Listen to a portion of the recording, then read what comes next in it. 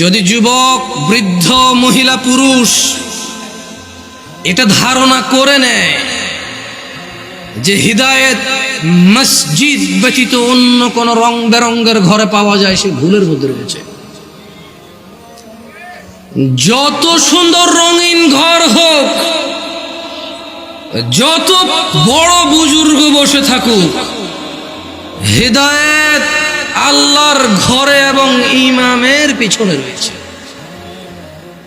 ওই ইমাম, যে ইমাম কোরআন ও সহিহ সুন্নাহর আলোকে তার মুসল্লিদেরকে পথ ও মত নির্দেশ দেয়।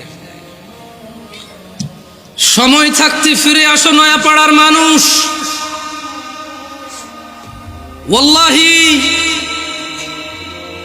তোমার গুলশানের বাড়ি গাজীপুর সদরের ওই প্লট আর ফ্ল্যাট, তোমার এই নয়াপাড়া গ্রামের 20 বিঘা সম্পদ, অথবা তুমি সে যার এগুলোর কোনো কিছুই নেই। তোমাকে বলে রাখি, তোমার রব কি দিয়েছে তোমাকে? তিনি তোমাকে নিঃশ্বাস দিয়েছে, যার বদৌলতে তুমি এখনো পৃথিবীতে টিকে আছো।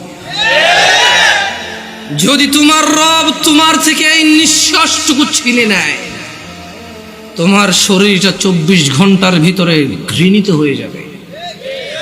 কেউ সোজা মুখে তাকাবে না, নাকে কাপড় দিয়ে তোমার দিকে তাকাবে।